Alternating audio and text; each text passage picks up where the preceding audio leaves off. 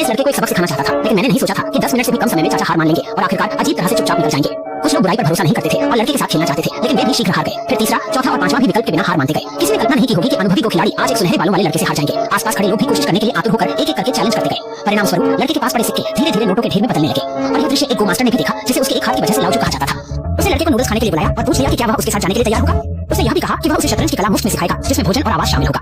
बेघर लड़का तुरंत इस प्रस्ताव को मान गया। लाउजू ने उसे पहाड़ के एक मंदिर में ले जाकर लड़के के सिर के लंबे बाल काट दिए और फिर शतरंज का प्रशिक्षण शुरू किया। सबसे पहले उसने लड़के को केवल 5 सेकंड में शतरंज की चालों को याद रखने के लिए कहा। शुरुआत में लड़का प्रतिक्रिया नहीं दे पाया और समय समाप्त हो गया। इसके बाद लाउजू ने उसे तेजी से अपनी आंखों का उपयोग, हाथों की गति और दिमाग की स्थिरता में सुधार के लिए प्रशिक्षित किया। क्योंकि वह केवल जमीन पर शतरंज के टुकड़े रख सकता था, इसलिए प्रत्येक याद रखने के बाद वह एक पत्थर नीचे रखता। कुछ महीनों के अभ्यास के बाद वह केवल एक नजर में पूरी चाल को लिख सकता था। पूरे आंगन में पत्थर के ढेर जमा हो गए थे और लड़का अब लाउजू से भी तेज शतरंज खेलने लगा। लाउजू ने महसूस किया कि अब उसे अंतिम स्तर ब्लाइंड शतरंज के लिए प्रशिक्षित करने का वक्त आ गया है। इसके लिए उसने लड़के को एक लकड़ी की झोपड़ी में ले जाकर बंद कर दिया, जहां कोई शतरंज बोर्ड नहीं था। अब उसे स्मृति के आधार पर खुद से शतरंज खेलना था। हालांकि लड़के में अद्भुत गो की क्षमता थी, लेकिन इसकी मांग को पूरा करना एक कठिन चुनौती थी। पहले गेम में पुरुष नायक हार गया।